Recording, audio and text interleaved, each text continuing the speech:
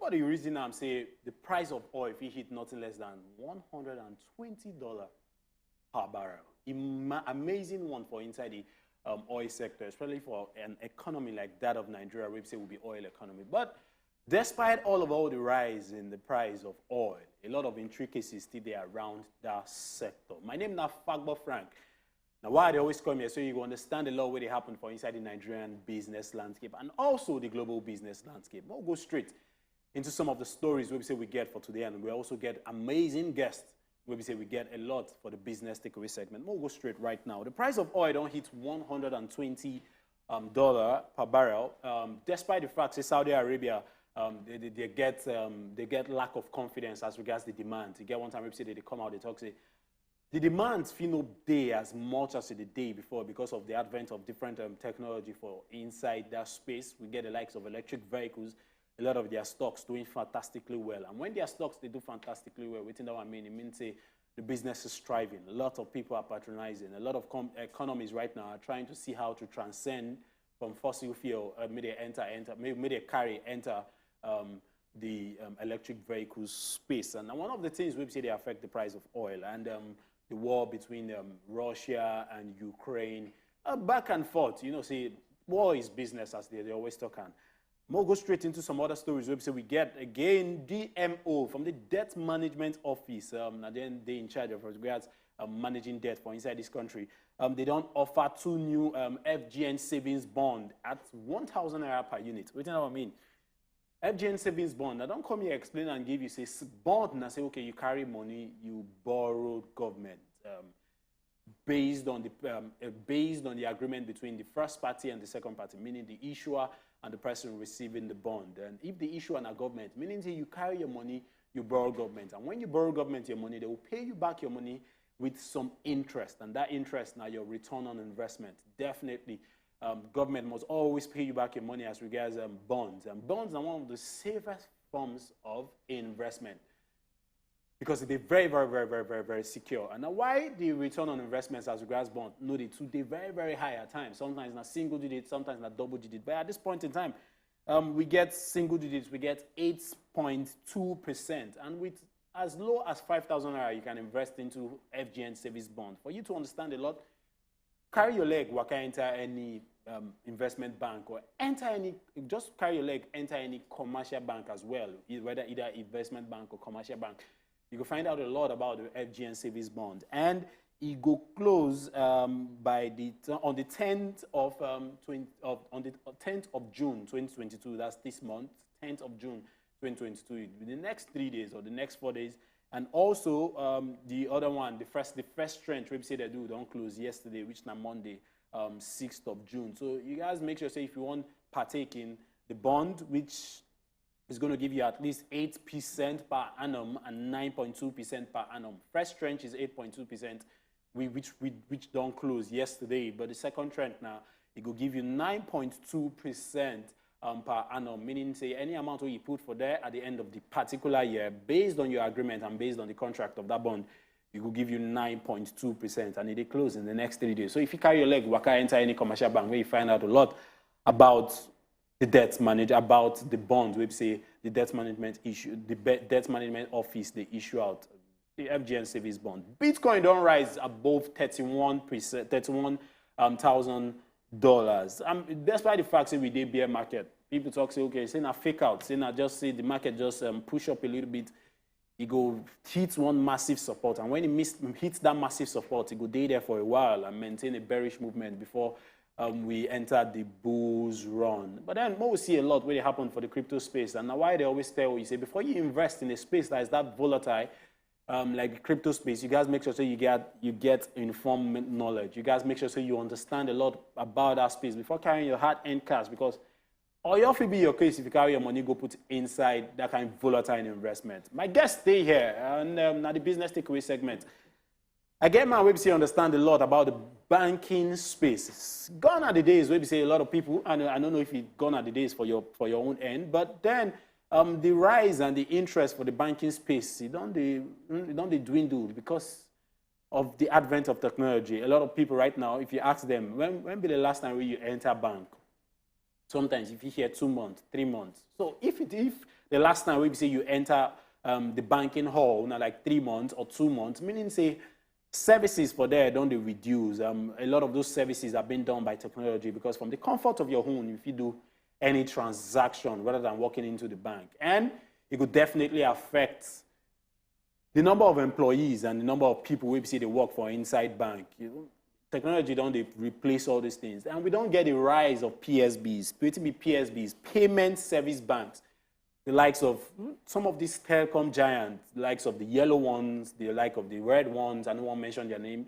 They don't enter into PSBs, and they don't understand. Say a lot that happen for the banking space. Fintech also don't fool everywhere. So is the banking profession still profitable? Say it's still sustainable as they always did before, or a lot of things don't change for inside that space? We'll discuss what's exactly be the future of banking as regards Nigeria and as regards the banking sector for inside the country. Now, why I call banking expert, the man we understand a lot about this space for the banking world, Mr. Okechukwu Anuforo.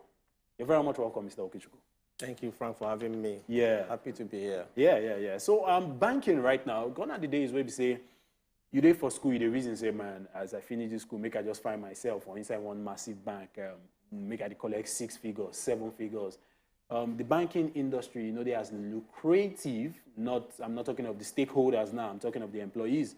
They as lucrative as they always did before. The competition right now, we don't inside red ocean. Lots of sharks around. The competition is very, very high. What can exactly be the future of banking right now at this point in time? Okay, thank you. Yeah. I will summarize by saying, or rather, I will start by saying that the future of banking is as bright as it has always been, But I would like quickly add something to what you talk as you introduce. Yeah. The introduction of the technology, the impact of technology, on the banking thing, what would they do? It don't really mean, say, the number of people where they work for bank reduce. Yeah. Because what is happening is that there's more of a shift in the kind of jobs that you used to have. So, for instance, what's with that shift? Yes. So that shift be say people need to now reskill. So, for instance, so as they go banking hall, they do your transactions. Yeah. The technology where they drive those activities. Now people still they provide those services. So you find that, which is why IT jobs, IT skill, whatever kind of IT skill where people they get now, those not just replacement of jobs, really. Okay. So just to make it to put that in perspective, they lose jobs. Nobody really say jobs they lose, but a change in the nature of jobs. I don't know how else to really fit them, but just that. People need to now acquire new skills. But right? if we look at from the context where they come from right now, we will find out, say, a lot of technology, right? Technology now don't replace all those manpower for inside the banking sector. You don't get apps, you don't get APIs, we say, and plugins, we say don't replace the manpower and the human resources we say you need to fast track transactions the way they always did before. So if you look at from that context, if you say the future of banking, they bleak as regards employment, creating jobs and all that. No. I suppose the reverse is that the apps, for instance, you mentioned. Yeah. Now people develop them. Now companies they develop and they power them, they maintain them. Now those companies they employ people. Do you get? Yeah. So whether I know go mention name of companies and things like that, but these companies are also creating employment for those now powering those apps that enable you to stay at home or in the office to do your transaction. So right now we get a lot of telecom giants. We've seen don't they transcend enter the banking sector. The rise of PSBs, payment service banking. How you use explain what be this payment service banking as regards PSB? So PSB, the whole idea behind PSB is using technology and agency banking to drive financial services. Because the idea, not just with CBN, but across the world, is to achieve a high level degree of financial adoption, getting the unbanked, taking banking services to as many people as possible, that they call the unbanked and things like that. So, so they are basically pocket, small banks like that. But just like for instance, the e-wallet thing that we have with CBN, you ask yourself, how much have we really adopted it? And I ask you, do you have an e-wallet? Yes, I do. Do you spend e-naira?